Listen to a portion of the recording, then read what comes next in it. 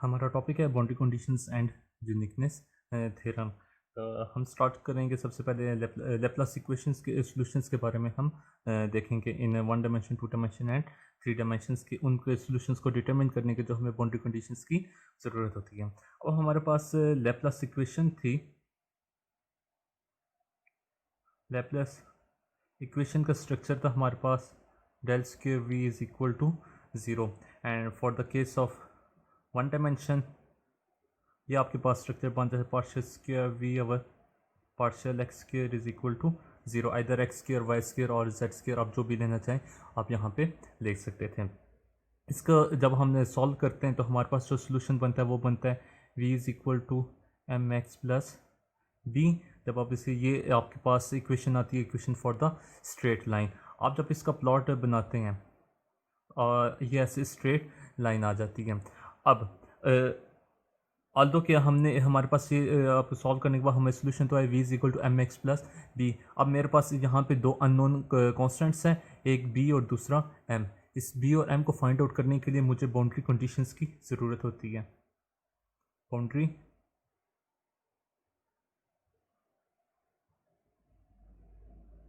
Conditions. अब क्योंकि मेरे पास दो कॉन्स्टेंट्स हैं, अननोन कॉन्स्टेंट्स हैं, तो मुझे दो बाउंड्री कंडीशंस की ज़रूरत पड़ेगी। जब मैं दो बाउंड्री कंडीशंस अप्लाई करूंगा तब मैं एक कंप्लीट वी की वोल्टेज जो आपके पास पोटेंशियल है उसकी वैल्यू फाइंड आउट कर सकता हूं। अब जैसे कि हम ये एक स्ट्रेट लाइन है, इसके दो एंड है, एक ये एंड है और एक ये वाला एंड है। अब अगर मैं इसको मैं कैसे बाउंड्री कंडीशन अप्लाई कर सकता हूँ, ऐसे मैं एक जगह पर v की वैल्यू दे दूँ या फिर मैं डेरिवेटिव ऑफ v की value partial v over partial something x और y जो भी चीज़ मैं करना चाहूँ इन दोनों में से किसी दोनों की वैल्यू एक एंड पे दे दूँ। अगर मैं इसको एक एंड पे वैल्यू देता हूँ v की और उसके डेरिवेटिव की, तो ये मुझे इन्फॉर्मेशन देगा सिर्फ एक एंड की, दूसरे एंड की मेरे पास इन्फॉर्मेशन नहीं आती। इसका मतलब मैं सिर्फ एक कांस्टेंट फाइंड आउट कर सकूंगा, दूसरा कांस्टेंट मैं फाइंड आउट नहीं कर सकता। या अगर मैं फाइंड कर भी लूँ तो इनफाइनाइट चांसेस होंगे कि एक स्पेसिफिक आंसर मेरे पास नहीं होगा। तो इसके लिए मुझे क्या चाहिए कि मैं दोनों एंड्स के ऊपर, इस एंड पे भी और इस एंड के ऊपर भी बाउंड्री कंडीशंस को स्पेसिफाई करूँ। जब मैं दोनों एंड्स पे कंडीशंस को स्पेसिफाई करूँगा तब मैं इन दोनों कॉन्स्टेंट्स m एंड b की वैल्यू को फाइंड आउट कर सकता हूँ। जब वो फाइंड आउट करना होगा तो मेरे पास v आ जाएगा। ये तो हमारा सिंपल केस था फॉर द 1 डायमेंशन। लेकिन जब हम multiple dimension more than 1 dimension that is 2 and 3 dimension, जब हम 2 एंड 3 डायमेंशन के केस में आते हैं जहाँ पे आपके पास लैप्लास इक्वेशन बन जाती है पार्शियल स्क्वायर वी और partial x square, partial square V और partial Y square plus partial square we over partial Z square is equal to 0। अगर आप 2 डायमेंशन में तो यहाँ तक रहेगा, 3 डायमेंशन में तो ये कंप्लीट आपके पास टर्म्स रहेंगी। अब सॉरी इसमें एक मिस्टेक, ये आपके पास पार्शियल नहीं, ये कंप्लीट डेरिवेटिव है डी। ठीक है, ये आपके पास ऑर्डिनरी डिफरेंशियल इक्वेशन थी, लेकिन ये वाली जो इक्वेशन आ रही है ये आपके पास पार्शियल डिफरेंशियल इक्वेशन आ रही है पीडीई। पोटेंशियल की वैल्यू फाइंड आउट करनी है, लेकिन वो पोटेंशियल की वैल्यू ऐसी हो जिसको कोई फिजिकल सेंस भी बनता हो। तो multi dimension case that is 2 dimension and 3 dimension जब केस आता है तो वहाँ पे हम यूनिकनेस थ्योरम अप्लाई करते हैं। तो यहाँ पे इस केस में हम फर्स्ट यूनिकनेस थ्योरम जब अप्लाई करते हैं, दो थ्योरम है बेसिकली। सबसे पहले आपके पास फर्स्ट यूनिकनेस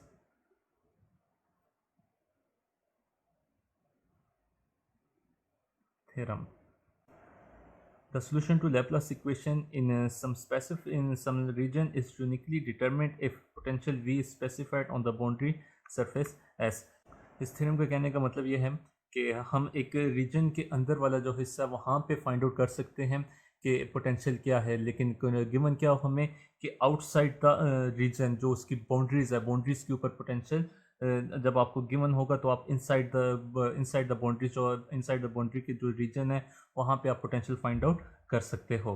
इस तरह से भी इसको आप इस तरह से भी समझ सकते हैं कि हमारे पास एक रीजन है आर्बिट्रेरी, इस तरह से कोई भी रीजन है और हम चाहते हैं ये आपके पास जो ब्लैक लाइन ये इसकी बाउंड्रीज हैं, हम चाहते हैं कि इनसाइड द इस बाउंड्री के इनसाइड जो रीजन है वहाँ पे हम पोटेंशियल पी को फाइंड आउट करना चाहते हैं। और हमें गिवन किया है ये जो बाउंड्रीज हैं, बाउंड्रीज के ऊपर पोटेंशियल जो है V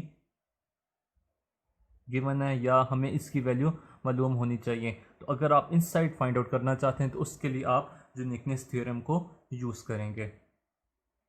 तो अब हम आते हैं यूनिकनेस थ्योरम के प्रूफ के ऊपर। वी सपोज टू सॉल्यूशंस, एक को हम कहते हैं V1 एंड सेकंड को कहते हैं V2, लेकिन ये दोनों सॉल्यूशन सेम बाउंड्री कंडीशंस के लिए जो हमने स्पेसिफाई मतलब सेम बाउंड्री कंडीशंस के लिए हमारे पास ये दो सॉल्यूशंस आते हैं। और इन सॉल्यूशंस को का भी लेप्लास इक्वेशन को सेटिस्फाई करना लाजमी है। लाइक जनरली आपके पास लेप्लास इक्वेशन आती है delta square V is equal to 0। तो ये जो दो सॉल्यूशंस आएंगे V1 एंड V2, इनके लिए भी लाजमी है कि ये लेप्लास इक्वेशन को सेटिस्फाई करें। मीन इनका भी होना चाहिए delta square V1 must be equal to 0 and delta square V2 must be equal to 0। एक न्यू पोटेंशियल को कंसिडर करते हैं जो कि होगा इन V1 और V2 के सॉल्यूशंस का डिफरेंस। उसको हम लेते हैं कि V3 is equal to V1 minus V2। अब ये जो आपके पास रिलेशन आया V3 is equal to V1 minus V2, इसको भी लेप्लास इक्वेशन को सेटिस्फाई करना लाजमी है। तो लेप्लास इक्वेशन बन जाती है delta square V3 is equal to delta square V1 minus delta square V2। Delta square V3 equal to 0 होगा तो ये वाली टर्म इक्वल हो जाएगी 0 के। अब ये देखें आप, हमें boundary conditions V1 and V2 same boundary conditions ली थी। यहाँ पे मेरे पास जो आ रहा है V3 इक्वल है V1 माइनस V2 के। मीन जो V3 की भी बाउंड्री कंडीशंस होंगी वो V1 की बाउंड्री कंडीशन माइनस V2 की बाउंड्री कंडीशंस। अब V1 V2 की बाउंड्री कंडीशन सेम है तो इसलिए बाउंड्री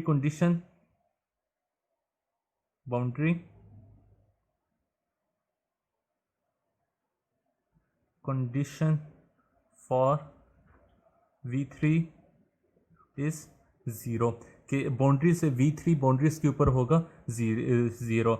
जब हमारे पास V3 की बाउंड्री कंडीशन 0 होगी तो जब आप इसको लेप्लास इक्वेशन फॉर V3 को सॉल्व करोगे, ये आपके पास V3 के लेप्लास इक्वेशन है delta square V3 is equal to 0।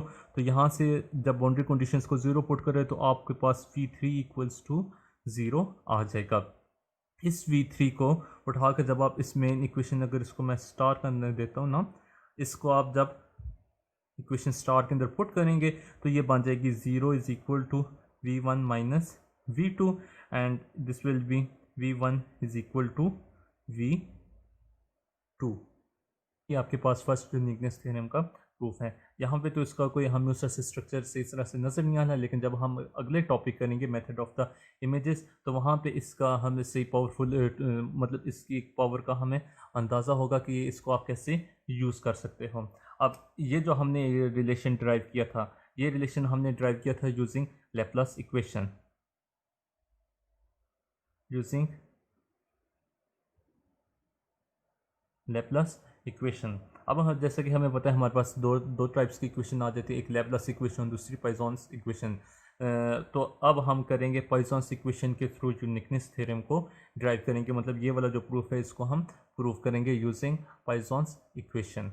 हमारे पास पॉइसॉन्स इक्वेशन आती है delta square V is equal to minus rho over epsilon naught where rho is the volumetric charge density. तो यहाँ भी उसी तरह हम दो सॉल्यूशंस हम कंसिडर करेंगे V1 and V2 under the same boundary conditions. जब हमने सॉल्यूशन सपोज कर लिया कि V1 और V2, तो ये जो दो आपके पास सॉल्यूशंस हैं V1 V2, इनको पॉइसॉन्स इक्वेशन भी सेटिस्फाई करना इनका लाजमी है। तो ये आपके पास स्ट्रक्चर बन जाएगा delta square V1 is equal to minus rho over epsilon naught and for V2 delta square V2 is equal to minus rho over epsilon naught. Again हमने तीसरा एक सोल्यूशन कंसीडर करते हैं, तीसरा पोटेंशियल, उसको हम नाम देते हैं V3, that is V3 is equal to V1 minus V2। जब आप इसकी पॉइसन इक्वेशन फॉर्म में मतलब सेकंड ऑर्डर डिफरेंशियल आप लोगे तो delta square V3 will be equals to delta square V1 minus delta square V2। जो डेल्टा स्क्वायर V1 और डेल्टा स्क्वायर V2 की वैल्यूज़ है आप उसको पुट करो तो delta square V3 is equal to delta square V1 is equal to minus rho over epsilon naught into minus minus plus rho over epsilon naught, ये दोनों एक दूसरे के साथ कैंसिल हो जाएंगे, तो आपके पास डेल्टा स्क्वायर V3 इक्वल आ जाएगा 0 के। तो आपके ये देखें कि जो दो मेन इक्वेशंस थी वो तो पॉइसॉन्स इक्वेशन बन रही थी, लेकिन जो आपके पास तीसरा पोटेंशियल हमने लिया, जो हमने कंसिडर किया था, वो बेसिकली आपके पास बन रहा है लेप्लास इक्वेशन बन रही है, बाउंड्री कंडीशंस फॉर V3। तो आप ये देखें अगेन वही आर्गूमेंट जो हमने पिछले पोर्शन में किया था कि V1 और V3 जो है वो डिफरेंस है V1 माइनस V2 का। तो और V1 और V2 दोनों की बाउंड्री कंडीशंस भी सेम है, तो same boundary condition minus same boundary conditions आपके पास V3 इक्वल टू 0 आ जाता है। Same minus same is equal to 0, for example 2 minus 2 is always equal to 0, a minus a is equal to 0। तो mean boundary condition for V3 are 0। फिर जब आप इस इक्वेशन को सॉल्व करोगे और बाउंड्री कंडीशंस को पुट करोगे तो V3 की सिंपल वैल्यू भी आपके पास आ जाएगी 0। इस सब जो V3 है इसको जब आप इस इक्वेशन के अंदर पुट करोगे, मैं इस केस में इसको डबल स्टार का नाम देता हूँ, इस इक्वेशन में पुट करोगे तो ये बन जाएगा 0 is equal to V1 minus V2, यहाँ से V1 is equal to V2। ये आपके पास आ गया using Poisson's equation first uniqueness theorem का प्रूफ। यूनिकनेस थ्योरम के अंदर इस कोई आपको लिमिटाइज नहीं करता कि आप सॉल्यूशंस को कैसे फाइंड आउट करते हैं। सॉल्यूशंस V1 और V2 अगर आपके पास हैं तो आप उसको कैसे फाइंड आउट, आप जो मर्जी मेथड लगाकर उसको फाइंड आउट कर सकते हैं। कंडीशन की दो कंडीशन की आपके पास कि जो आपके पास सॉल्यूशंस हों वो लैप्लास इक्वेशन को सेटिस्फाई करने चाहिए, और दूसरा कि जो आपके पास बाउंड्रीज के ऊपर वैल्यूज़ आ रही हैं उनको सेटिस्फाई करें। जब तक वो इन दोनों कंडीशंस को सेटिस्फाई करते हैं तो आप जो मर्जी मेथड अप्लाई करें वो ठीक है। अगर आपने कोई मेथड अप्लाई किया लेकिन वो दोनों को या दोनों में से किसी एक को सेटिस्फाई नहीं करता तो वो आपका मेथड गलत है। आपको ऐसे मेथड की तरफ जाना पड़ेगा जो दोनों कंडीशंस को सेटिस्फाई करे। ये था हमारा फर्स्ट यूनिकनेस थ्योरम। अब हम नेक्स्ट करेंगे सेकंड यूनिकनेस थ्योरम।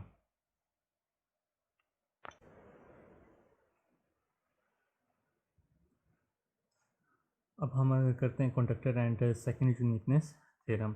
जो पिछला टॉपिक था हमारा फर्स्ट यूनिकनेस थ्योरम, उसमें हमने देखा था कि अराउंड द बाउंड्री की जो सरफेस की जो बाउंड्री है वहाँ पे आपके पास पोटेंशियल मौजूद था, और इनसाइड फिर आप फाइंड आउट कर सकते थे, इनसाइड द बाउंड्रीज आप पोटेंशियल फाइंड आउट कर सकते थे। अब अगर ऐसा केस हो जाए, कुछ हमारे पास केसेस आ जाते हैं कि at the boundary of the surface आपके पास अगर पोटेंशियल गिवन ना हो तो फिर आप कैसे उसको सॉर्ट आउट करेंगे, मतलब आप इक्वेशन को कैसे सॉल्व करेंगे। तो इसकी मिसाल ऐसे कि हम एक कंडीशन लेते हैं, फॉर एग्जांपल एक बाउंड्री है ये। अब जो हमारा केस है हम ये कहते हैं कि इस बाउंड्री के अंदर आपके पास डिफरेंट चार्जेस कंडक्टर्स पड़े हुए हैं, नंबर ऑफ कंडक्टर्स पड़े हुए हैं इस बाउंड्री के अंदर। अब ये जो इसकी बाउंड्री है इसके ऊपर हमें चार्ज पोटेंशियल आपका 0 है, ग्राउंडेड है। मीन ये जो आपके पास बाउंड्री है this is grounded. Grounded mean V is equal to 0, potential is 0। अब ये जो आपके पास कंडक्टर है इनका हमें सिर्फ ये पता है कि इन कंडक्टर्स के ऊपर कोई ना कोई चार्ज मौजूद है। कितना चार्ज है इस चीज़ का हमें कोई आइडिया नहीं है। इस कंडक्टर के ऊपर भी चार्ज है, इसके ऊपर भी चार्ज है, इसके ऊपर भी चार्ज है, और इसके ऊपर भी चार्ज क्यों मौजूद है। और दूसरी बात ये कि ये जो आपके पास पूरा रीजन है इसके अंदर जो चार्ज डेंसिटी मौजूद है जिसको हम क्या देते हैं रो, वॉल्यूमेट्रिक चार्ज डेंसिटी का एक रीजन है। तो हम ये कैसे वॉल्यूमेट्रिक चार्ज डेंसिटी का एक रीजन है, उसके अंदर डिफरेंट कंडक्टर्स आपके पड़े हुए हैं, और उन कंडक्टर्स के ऊपर चार्ज क्यों है और क्यों कितना है इसका हमें आइडिया नहीं है। तो इसको सॉर्ट आउट करने के लिए, बाउंड्री कंडीशंस को फाइंड आउट करने के लिए हम सेकंड यूनिकनेस थ्योरम को यूज़ करते हैं, जिसकी स्टेटमेंट है in a volume surrounded by conductor and containing a volumetric charge density rho, the electric field is uniquely determined if the total charge on each of the conductor is given. कि एक volume के अंदर जैसे volume है जिसके अंदर आपके पास conductor पड़ा हुआ है, कंडक्टर्स पड़े हुए हैं, और उस जो रीजन है उसके अंदर आपके पास वॉल्यूमेट्रिक चार्ज डेंसिटी रो है। तो अब आप इलेक्ट्रिक फील्ड फाइंड आउट सिर्फ उसी वक्त कर सकते हैं जब जो अंदर कंडक्टर्स पड़े हुए हैं उनके ऊपर टोटल चार्ज आपको मालूम हो। तो अब हम करेंगे सेकंड यूनिकनेस थ्योरम का प्रूफ प्रूफ इस प्रूफ के लिए भी just like first uniqueness theorem जहाँ पे हमने सपोज किया था कि हमारे पास दो सॉल्यूशंस हैं V1 एंड V2। तो सेकंड यूनिकनेस थ्योरम में हम पोटेंशियल को तो नहीं लेते, हम इलेक्ट्रिक फील्ड को लेते हैं। हम सपोज करते हैं कि there are two fields, suppose there are two fields E1 and E2। E1 and E2 हमारे पास दो फील्ड्स हैं। अब E1 और E2 पे हम गॉसिस लाइन डिफरेंशियल फॉर्म में लगाएंगे। जब डिफरेंशियल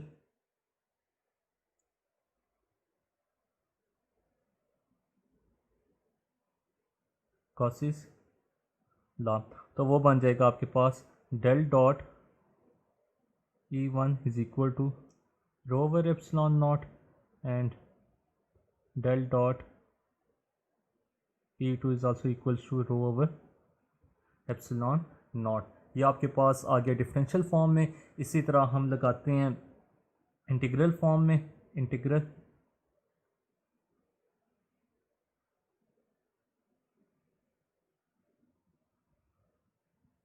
जब इंटीग्रल गॉसिस लॉ लगाते हैं तो उसकी स्टेटमेंट बनती है, ये आपके पास कंडक्टर्स के लिए आ गया। अब आउटर बाउंड्री के लिए मैं इसको लिख सकता हूँ इंटीग्रल फॉर्म में। इसकी इस तरह से फॉर्म बन जाएगी कि E outer boundary O dot B mean outer boundary E1 dot D A is equal to 1 over epsilon naught Q total. Similarly O dot B outer boundary E2 dot D A is equal to 1 over epsilon naught Q total. अब ये जो आपके पास Q total है इसके अंदर आपका ये रो भी इंक्लूडेड है, वॉल्यूमेट्रिक चार्ज डेंसिटी भी इंक्लूडेड है। ये जो आपके पास Q था ये जस्ट एक कंडक्टर का था, लेकिन ये जो आपके पास आ रहे हैं ये नीचे वाली दो दो रिलेशंस हैं, इनके अंदर कंडक्टर के साथ साथ ये जो रो वाले टर्म है ये भी इंक्लूडेड है। जिस तरह से हमने फर्स्ट यूनिकनेस थ्योरम में V3 is equal to V1 minus V2 दिया था, इसी तरह हम यहाँ भी नई फील्ड इंट्रोड्यूस कराते हैं जिसको हम कह देते हैं E3 और वो इक्वल है E1 माइनस E2 के। जब हम इसकी डाइवर्जेंस लेते हैं इस इक्वेशन की तो ये बन जाता है del dot E3 is equal to del dot E1 minus del dot E2। अब क्योंकि डेल डॉट E1 आपके पास है रो ओवर एप्सिलॉन नॉट और डेल डॉट E2 भी आपके पास है रो ओवर एप्सिलॉन नॉट, जब आप माइनस का साइन लगाएंगे तो ये दोनों एक दूसरे के साथ कैंसिल हो जाएंगे। आपके पास बच जाएगा del dot E3 is equal to zero. जब आपके पास del dot E3 equal to zero होगा डिफरेंशियल फॉर्म में, तो आप इसकी इंटीग्रल फॉर्म लिख सकते हैं, that is in enclosed surface E3 dot D A is also equals to zero. E3 dot D A is also equal to zero. तो ये आपके पास दो मेन रिलेशंस आ गए हैं, एक del dot E3 is equal to zero और second आ गया E3 dot D A is equal to zero. अब यहाँ पे हम एक ट्रिक यूज़ करते हैं जो प्रोडक्ट रूल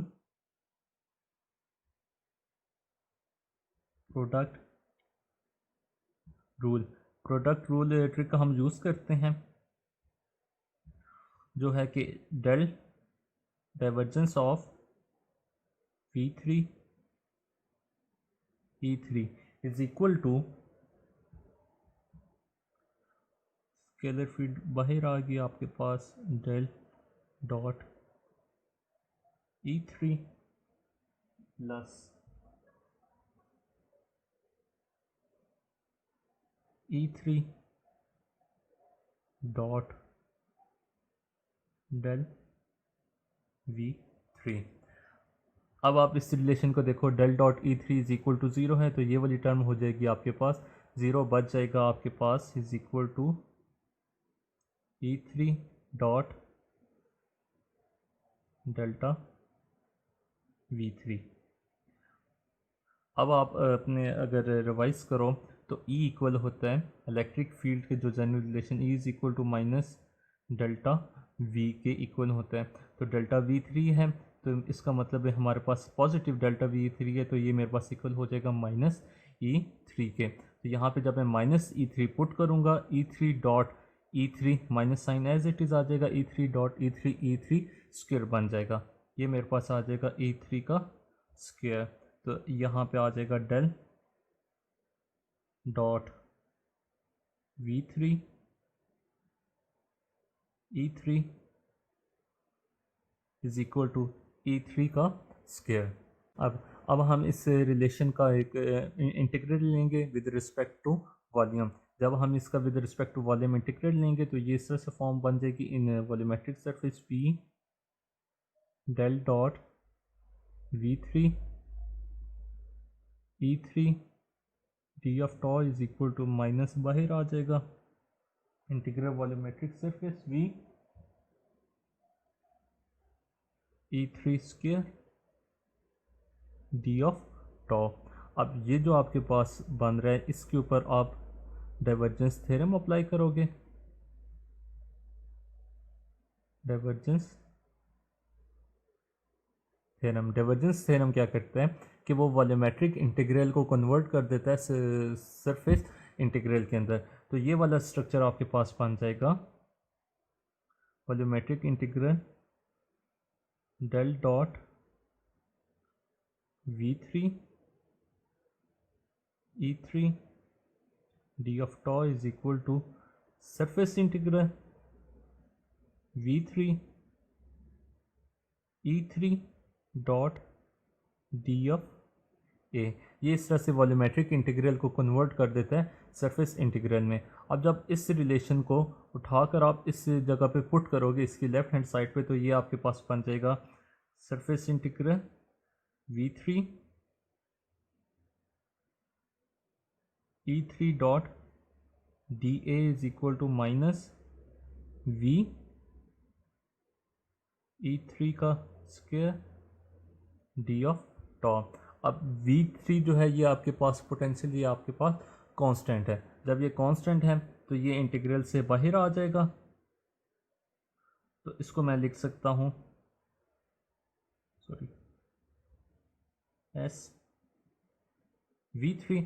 अब हमारा जो पिछला रिलेशन था उसमें देखें तो E3 डॉट डी ए जो मैंने स्क्वायर किया था, आप बैकवर्ड जाकर बेशक देख लें, ये उसमें किया था कि del dot E3 is equal to zero and E3 dot D A is equal to zero. तो यहाँ पे ज़ीरो आ जाएगा, ज़ीरो जब V3 के साथ मल्टीप्लाई होगा तो ये वाली टर्म भी हो जाएगी मेरे पास ज़ीरो। मैं लिखता हूँ minus V E3 square D of tau is equal to zero. ये माइनस जब इस साइड पर आएगा तो ख़त्म हो जाएगा, तो ये मैंने रिमूव कर दिया। अब मेरे पास ये आपके एक रिलेशन बन गया volumetric integral of E3 square D tau is equal to zero. अब आप ये देखें कि E3 ये वाली साइड ज़ीरो की इक्वल नहीं हो सकती अनलेस कि E3 इटसेल्फ ज़ीरो के इक्वल हो जाए। E3 by itself is equal to zero. अब जैसे स्टार्ट में हमने सपोज किया था E3 इक्वल था E3 is equal to E1 minus E2। जब आप इसको इस रिलेशन में डालोगे तो ज़ीरो इज इक्वल टू, तो ये बन जाएगा zero is equal to E1 minus E2। ये जब आप इस साइड लेकर आओगे तो यहाँ पे आपके बन जाएगा E1 is equal to E2। और यही आपका प्रूफ है सेकंड यूनिकनेस थ्योरम का।